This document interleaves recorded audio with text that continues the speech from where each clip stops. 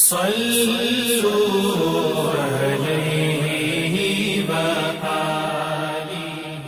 بخاری حدیث نمبر 11۔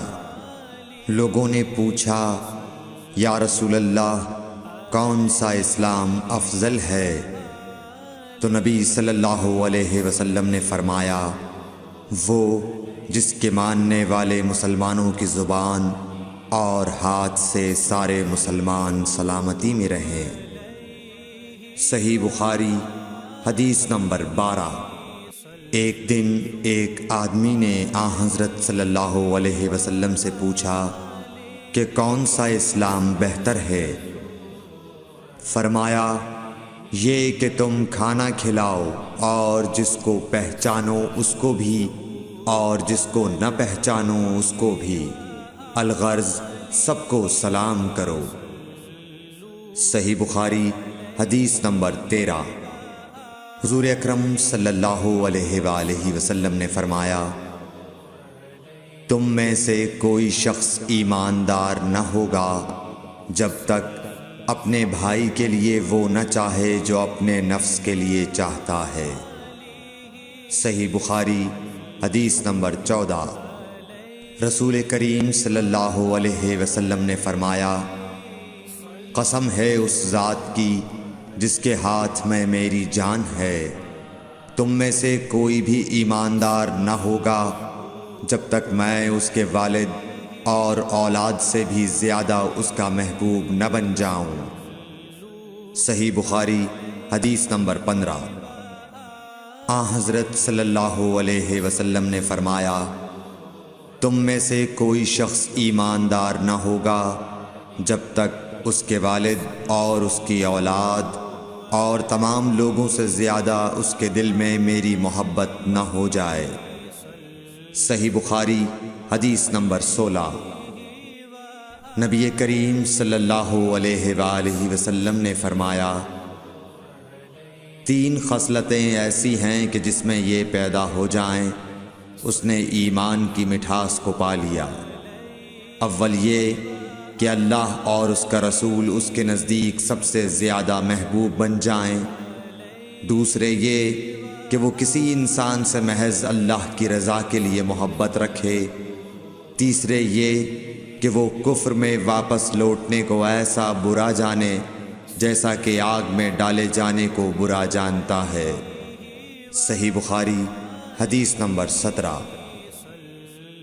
حضور اکرم صلی اللہ علیہ وآلہ وسلم نے فرمایا انصار سے محبت رکھنا ایمان کی نشانی ہے اور انصار سے کینہ رکھنا نفاق کی نشانی ہے۔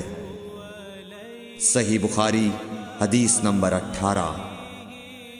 رسول اللہ صلی اللہ علیہ وسلم نے اس وقت جب آپ کے گرد صحابہ کی ایک جماعت بیٹھی ہوئی تھی فرمایا کہ مجھ سے بیعت کرو اس بات پر کہ اللہ کے ساتھ کسی کو شریک نہ کرو گے، چوری نہ کرو گے، زنا نہ کرو گے، اپنی اولاد کو قتل نہ کرو گے اور ناعمدن کسی پر کوئی ناحق بہتان باندھو گے اور کسی بھی اچھی بات میں اللہ کی نافرمانی نہ کرو گے۔ جو کوئی تم میں اس عہد کو پورا کرے گا تو اس کا ثواب اللہ کے ذمے ہے، اور جو کوئی ان بری باتوں میں سے کسی کا ارتکاب کرے اور اسے دنیا میں اسلامی قانون کے تحت سزا دے دی گئی تو یہ سزا اس کے گناہوں کے لیے بدلہ ہو جائے گی، اور جو کوئی ان میں سے کسی بات میں مبتلا ہو گیا اور اللہ نے اس کے گناہ کو چھپا لیا تو پھر اس کا معاملہ اللہ کے حوالے ہے، اگر چاہے معاف کرے اور اگر چاہے سزا دے دے۔ عبادہ کہتے ہیں کہ پھر ہم سب نے ان سب باتوں پر آپ صلی اللہ علیہ وسلم سے بیعت کر لی۔ صحیح بخاری حدیث نمبر 19۔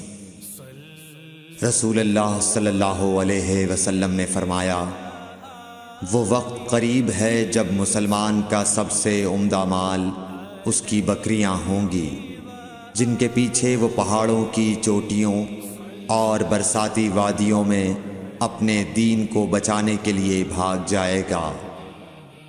صحیح بخاری حدیث نمبر 20۔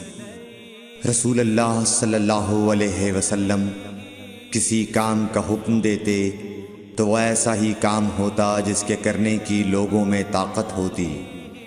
اس پر صحابہ کرام نے عرض کیا کہ یا رسول اللہ، ہم لوگ تو آپ جیسے نہیں ہیں، آپ تو معصوم ہیں اور آپ کی اللہ پاک نے اگلی پچھلی سب لغزشیں معاف فرما دی ہیں، اس لیے ہمیں اپنے سے کچھ زیادہ عبادت کرنے کا حکم فرمائیے۔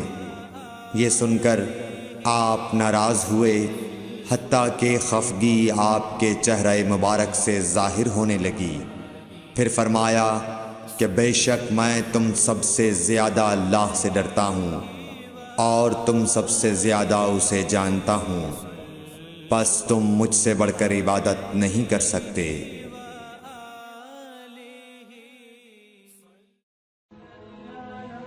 Thanks for watching. Don't forget to like, comment, share and subscribe to